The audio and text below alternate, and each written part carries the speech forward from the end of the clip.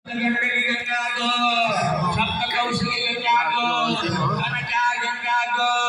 शब्द गुरुले राख्नु भएको छ। अन्तिम हो यो।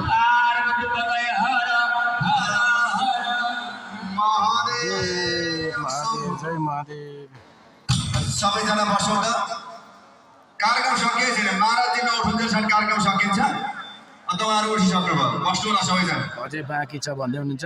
त्यही भएर सबैजना बस्दिनु भनेर मैले अनुरोध गर्न चाहन्छु। अब भने हामीले भर्खरै आदरणीय परमपूज्य परमवन्दनीय सत्य महाराजज्यूका श्रीमुखबाट अत्यन्तै सुन्दर नेपाल महिनाका बारेमा र धार्मिक ग्रन्थका बारेमा विविध शास्त्र प्रमाणयुक्त कुराहरूलाई श्रवण गर्यौँ। अब विलम्ब नगरिकन हामी सम्मानको क्रमलाई जोड्नेछौँ।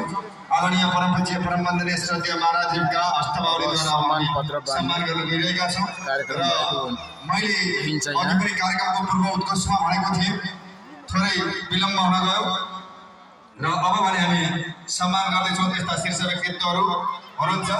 म यो सम्मानको विवरण दाखल गर्न गइरहेको छु। हजुरहरू सबैजना एकछिन धैर्य गरिदिनु होला। अब जम्मा हजुरहरूलाई हामी 10 देखि 15 मिनट रोक्छौँ, त्यतिमा कार्यक्रम सक्छौँ। त्यही भएर हजुरहरू सबैजना रहिदिनुको लागि अनुरोध गर्न चाहन्छौँ।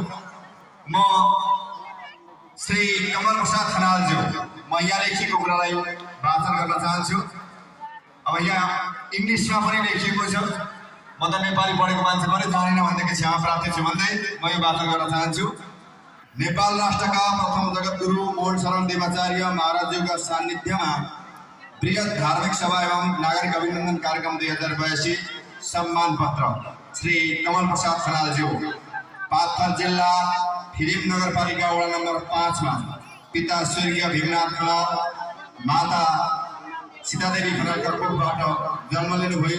हाल सुन्दर रायता नगरपालिका वडा नम्बर 10 त्रिवेणी चोकमा स्थायी बसोबास गर्नुहुने सुलोचना अधिकारी खनालका पति, छोरी शिक्षा खनालका पिता, हिमालय इङ्ग्लिस स्कुलका संस्थापक प्रधानाध्यापक, विगत 17 वर्षदेखि निजी विद्यालय सञ्चालन तथा सामाजिक कार्यमा संलग्न, बालपनदेखि नै शैक्षिक क्षेत्रमा अब्बल रुचि हुनुभएका, हाल निजी विद्यालयको छात्र सङ्गठन नेसनल क्याप्सन कोशी प्रदेशको सहसचिव जस्तो गरिमामय पदमा रही विभिन्न सामाजिक संस्थामा आबद्ध व्यक्तित्व, एक्सटो इभेन्ट अस्ट्रेलियाद्वारा मलेसियामा आयोजित इन्टरनेसनल एक्सलेन्सी अवार्ड अन्तर्गत आउटस्ट्यान्डिङ प्रिन्सिपल अवार्डद्वारा सम्मानित भए।